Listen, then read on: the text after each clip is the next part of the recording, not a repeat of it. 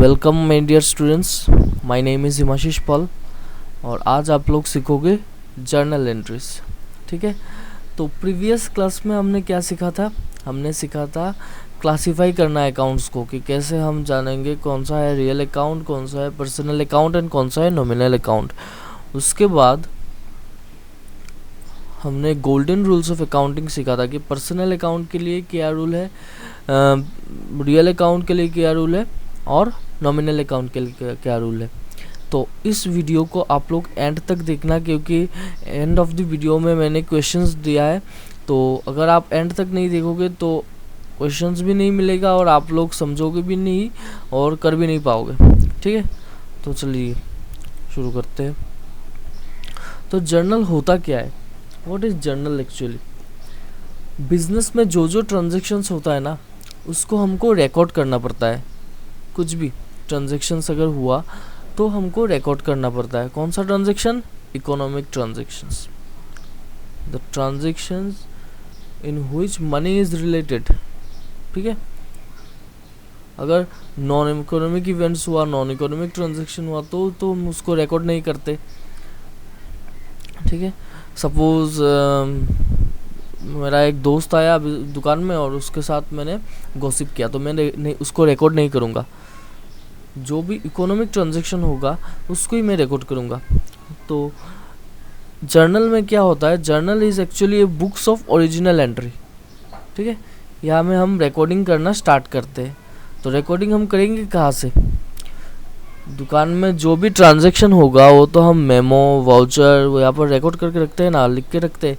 तो from this source document, जो memo है, वाउचर्स है, इन सब को हम कहते हैं सोर्स डॉक्यूमेंट्स। ठीक है, क्योंकि दुकान में अगर अब आप लोग कुछ जगह परचेज करोगे तो पहले ही तुमको एक वाउचर में या मेमो देगा, वहाँ में तो रिकॉर्ड करते हैं, या डायरेक्टली बैठ जाते हैं वो लोग जर्नल एंट्री मारने, देखना नहीं, ऐसा नहीं करेंगे। अगर आप लोग जाके एक मोबाइल खरीदोगे तो पहले आप लोगों को एक मेमो देंगे। तो मेमो जो आप लोगों को देंगे वो तो देंगे ही, वो कार्बन कॉपी मार के उनके पास भी एक उसका डुप्लीकेट रखेंगे फॉर रिकॉर्डिंग पर्पस।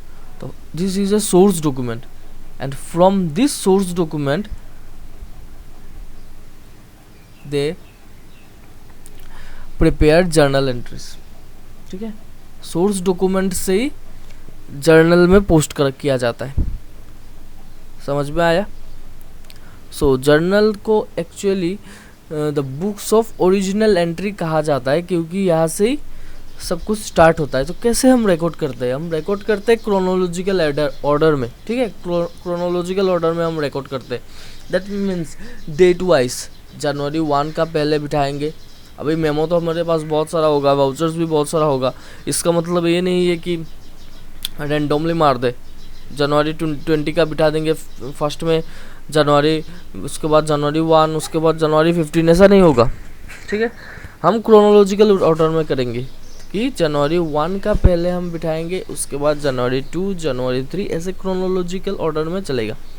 ठीक है, और जर्नल में हम दिखाते हैं the aspects of accounts, the aspects of transactions. There is a two aspects of any transactions, that is debit aspects and credit aspects. Okay, दो एस्पेक्ट रहता है कि डेबिट और क्रेडिट।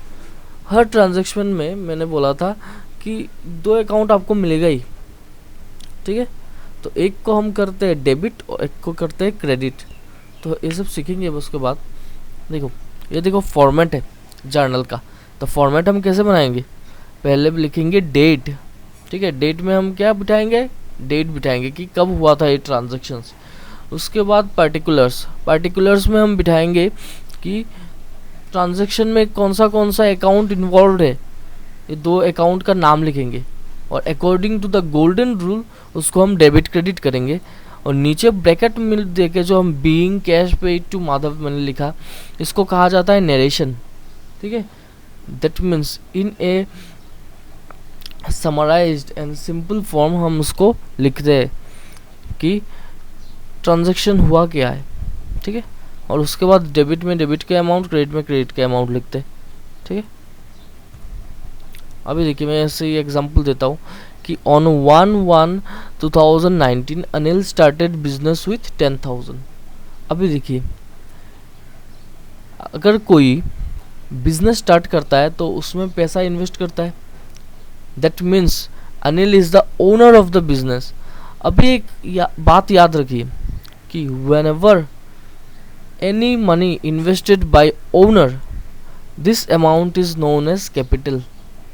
ठीक है, बिजनेस में अगर कोई भी अमाउंट ओनर कंट्रीब्यूट करता है, ओनर प्रोवाइड करता है for carrying out business, this amount is known as capital.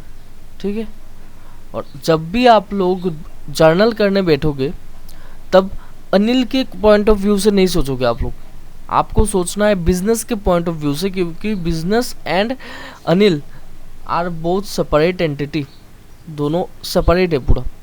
ठीक है, तो सेपरेट है तो स्टेप क्या है, पहले आपको आइडेंटिफाई करना है अकाउंट्स हेड्स कि what's are the accounts involve.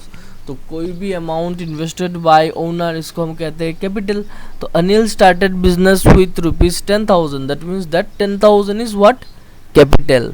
ठीक है, तो हमको तो एक अकाउंट मिल गया कैपिटल। दूसरा क्या है, कैश, ₹10,000 दिया, दैट मीन्स ₹10,000 आ रहा है ना बिजनेस में, तो दैट 10,000 इज कैश। तो देखो, जो कैपिटल रहता है, this is related with person, that means इसको कहा जाता है पर्सनल अकाउंट।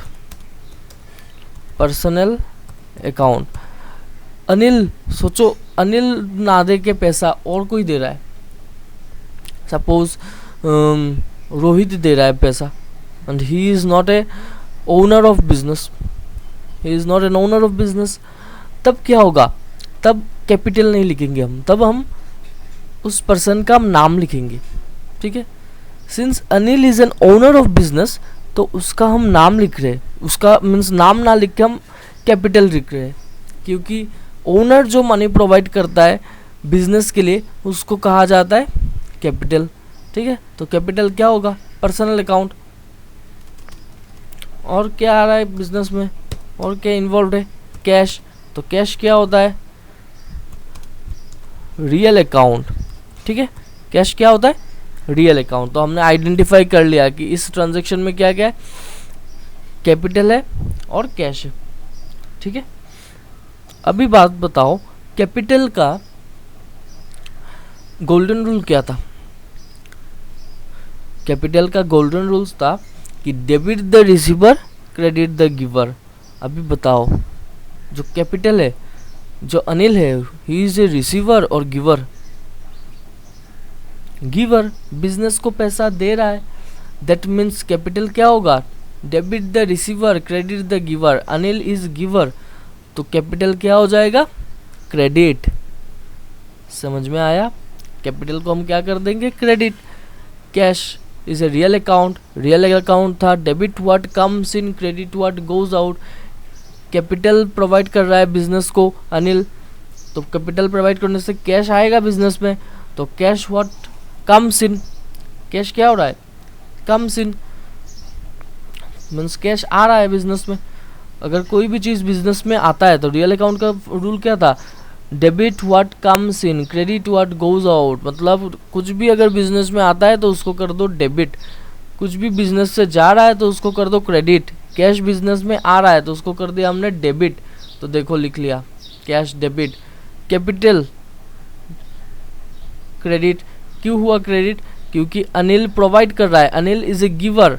अनिल का नाम नहीं लिख पाएंगे, लिख लिया हमने कैपिटल, तो क्या हो गया, उसको कर दिया क्रेडिट। उसके बाद हम नरेशन लिखेंगे कि being business start with cash. ठीक है, being business started with cash. ठीक है, समझ में आया, ये था एक। ऐसे और भी कुछ देख लेते हैं हम लोग। देखिए और एक ट्रांजैक्शन है, on 3rd January 2019 Anil purchased furniture for cash ₹2,000। तो स्टेप्स क्या है, पहले हमको करना होता है identification of accounting heads, identify करना पड़ता है अकाउंट्स हेड्स को। क्या क्या अकाउंट्स इन्वॉल्व है इधर। देखो, Anil purchased furniture for cash ₹2000, ठीक है। फर्नीचर उसने परचेज किया, ठीक है। तो एक तो हो गया फर्नीचर, और फर्नीचर परचेज करने से उसके पास से क्या जाएगा, कैश जाएगा। तो दूसरा अकाउंट्स आ गया कैश। तो दो अकाउंट इन्वॉल्व है, एक है फर्नीचर और एक है कैश। तो फर्नीचर कौन सा अकाउंट के अंडर में आता है, रियल, पर्सनल या नॉमिनल, बोलो। हाँ यस, फर्नीचर आता है रियल अकाउंट के अंडर में, और कैश आता है, वो भी आता है रियल अकाउंट के अंडर में। तो फर्नीचर, रियल अकाउंट का रूल क्या है, debit what comes in, credit what goes out. तो फर्नीचर अगर हम खरीदते हैं तो फर्नीचर हमारे पास आएगा, फर्नीचर बिजनेस में आएगा, और कैश बिजनेस से जाएगा, क्योंकि परचेज करने से हम तो पैसा देके परचेज करेंगे तो कैश चला जाएगा और फर्नीचर आएगा। That means debit what comes इन, क्या आ रहा है, फर्नीचर आ रहा है तो फर्नीचर करेंगे हम डेबिट, कैश हमारे पास से जा रहा है तो कैश को करेंगे क्रेडिट। सिंपल बात है, ठीक है। अब भी नरेशन लिख लेते। नरेशन क्या हुआ, नरेशन कुछ भी नहीं है, सिर्फ क्या हुआ ट्रांजैक्शन के बारे में ही लिखना होता है कि being furniture purchased in cash, ठीक है। सपोज यहाँ पर तो कैश से परचेज किया, सपोज यहाँ पर लिखा हुआ है कि Anil purchase furniture for cheque, cheque देके परचेज किया, तो यहाँ पर कैश के जगह क्या हो जाएगा, टू बैंक अकाउंट, क्योंकि चेक किसके साथ रिलेटेड है, बैंक के साथ, तो हम लिख लेंगे टू बैंक अकाउंट, ठीक है। चेक होने से लिखेंगे बैंक अकाउंट। सपोज और एक मैं कंडीशन देता हूँ कि Anil purchased furniture for from mister Roy ₹2000, लिखा नहीं है कि कैश ट्रांजैक्शन है, लिखा हुआ है Anil purchased furniture for from mister Roy ₹2000। Suppose मैं एग्जांपल दे रहा हूँ। दैट मीन्स समझ में आ रहा है कि ये क्रेडिट ट्रांजैक्शन है, हमने कैश नहीं दिया अभी तक, क्रेडिट में परचेज किया, तब क्या होगा, क्या क्या इन्वॉल्वमेंट होगा, एक तो होगा फर्नीचर और यहाँ पर कैश के जगह में होगा मिस्टर रॉय, ठीक है। तो फर्नीचर तो हमने समझ में आ गया, real account, debit what comes in, furniture को कर देंगे डेबिट। सिंस हमने कैश पेमेंट नहीं किया, मिस्टर रॉय से खरीदा, ठीक है, तो अभी टू कैश के जगह टू लिखेंगे टू मिस्टर रॉय, क्योंकि पेमेंट नहीं किया हमने। जब भी हम कोई चीज़ पेमेंट नहीं करते तो कैश के जगह में क्या लिखते हैं, उस पर्सन का नाम लिख लेते, ठीक है। उसके बाद देखिए और एक कि Anil purchased goods for cash ₹3000। ये गुड्स क्या होता है याद करके देखो, मैंने पहले एक वीडियो बनाया था, उसमें मैंने बहुत सारा अकाउंटिंग टर्म्स को समझाया था, उसमें गुड्स भी था। गुड्स मतलब होता है कि बिजनेस कौन से चीज़ में डील कर रहा है, उसी चीज़ को गुड्स कहा जाता है, ठीक है। मारुति सुजुकी के लिए उसका जो जितना भी गाड़ी है ऑल आर गुड्स। नाटा के लिए जितना भी उसका कपड़ा है ऑल आर गुड्स, ठीक है। जो जिस बिजनेस कर रहा है उसमें जो उसने परचेज किया for the purpose of sale, उसको ही गुड्स कहा जाता है। सिंपल बात समझ लो, ठीक है। कोई भी चीज़ अगर मैंने परचेज किया for the purpose of resale, this is called goods, ठीक है। अभी ये मत सोचना कि मैंने फर्नीचर परचेज किया, उसको मैं 10 साल बाद जब वो पुराना हो जाएगा यूज करके उसको बेच दूंगा तो वो भी गुड्स है। नहीं, ये गुड्स नहीं होगा। गुड्स क्या होगा, मैंने खरीदा, साथ ही साथ उसको सेल कर दिया। दुकान में जाकर देखना कि जितना नया चीज़ वो लोग खरीदते हैं नया चीज़ ही सेल करते हैं, इसको कहा जाता है गुड्स, ठीक है। अगर कोई भी गुड्स परचेज होगा और या कोई भी गुड्स सोल्ड होगा तो ये ट्रांजैक्शन परचेज अकाउंट या सेल्स अकाउंट के अंडर आएगा, हम नहीं लिखेंगे गुड्स अकाउंट, ठीक है। समझ में याद रखना, मैंने नोट दे के लिख के रखा है यहाँ पर। आप लोग क्या करना, वीडियो पॉज कर करके नोट को उतार लेना कॉपी में, नहीं तो भूल जाओगे कि जब भी कोई ट्रांजैक्शन गुड्स के साथ रिलेटेड होगा तो उसको हम परचेज अकाउंट और सेल्स अकाउंट में लिखेंगे, ठीक है। स्टेप्स, अभी देखो आइडेंटिफिकेशन ऑफ अकाउंट, तो आइडेंटिफाई करना है अकाउंट्स को, तो गुड्स परचेज क्या मैंने बोला, अगर कोई भी ट्रांजैक्शन गुड्स परचेज करते हैं हम या गुड्स सोल्ड करते हैं तो परचेज या सेल में आएगा। तो यहाँ पर हमने गुड्स परचेज किया तो क्या आएगा, परचेज अकाउंट। और क्या रिलेटेड है, अगर हमने गुड्स परचेज किया तो हमारे पास से कैश तो जाएगा, तो हम लिखेंगे cash. That means two accounts are involve, एक है परचेज और एक है कैश। तो परचेज अकाउंट रियल में आएगा, नहीं आएगा।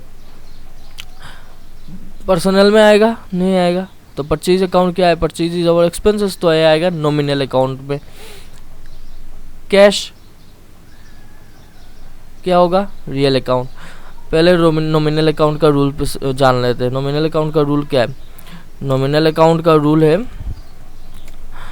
Debit all expenses and losses, credit all income and gains. ठीक है, तो परचेज इज आवर एक्सपेंसेस और income, purchase is our expenses. तो परचेज को क्या करेंगे, डेबिट, क्योंकि रूल है debit all expenses and losses. Purchase is our expenses, तो परचेज को करेंगे डेबिट। परचेज करने से कैश हमारे पास से चला जाएगा, तो cash is a real account. Real account का रूल है debit what comes in, credit what goes out. Here cash is goes out, तो कैश चला जा रहा है तो हमको लिखना पड़ेगा टू कैश अकाउंट, कैश को करना पड़ेगा क्रेडिट। अमाउंट बिठा देंगे, डेट बिठा देंगे डेट के जगह में, उसके बाद नरेशन कि being goods purchased for cash. फिर से बोल रहा हूँ, अगर क्रेडिट परचेज होता, अगर पैसा ना दे के हम उधार लाते, उधार से खरीद के लाते, तो उसको कहा जाता क्रेडिट परचेज। कि Anil purchased goods from Ram, suppose Ram, तो हम purchase account debit to cash account नहीं देते, हम लिखते purchase account debit to Ram's account. ठीक है, ये बात याद रखना, जब भी हम क्रेडिट परचेज करेंगे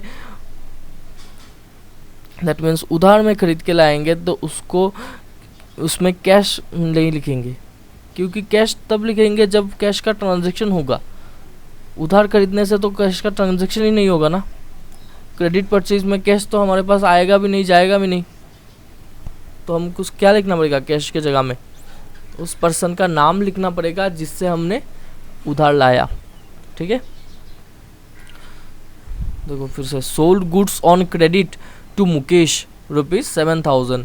तो यहाँ पर क्या क्या अकाउंट है involved, sold goods that means sale of goods. तो सेल ऑफ गुड्स होने से हमको क्या करना पड़ेगा, यहाँ पर क्या आ गया, गुड्स अकाउंट तो नहीं लिखेंगे, लिखेंगे सेल्स अकाउंट। और क्या आ गया, मुकेश, क्योंकि क्रेडिट सेल क्या है, मुकेश को पैसा नहीं मिला हमको, तो मुकेश का नाम लिख कर रिकॉर्ड करने के रखना पड़ेगा, क्योंकि फ्यूचर में जब उसको कलेक्शन करना पड़ेगा तो मुकेश का नाम देख के याद आ जाएगा, तो मुकेश का नाम लिखेंगे। कि तो क्या क्या अकाउंट इन्वॉल्व है, सेल्स और मुकेश। तो सेल्स इज योर इनकम, तो ये आ गया नॉमिनल अकाउंट के अंडर में। Mukesh is A personal account, तो आ गया पर्सनल अकाउंट के अंडर में। ठीक है, तो मुकेश अकाउंट डेबिट किया हमने। क्यों किया मुकेश अकाउंट डेबिट, देखो मुकेश इज ए रिसीवर और गिवर।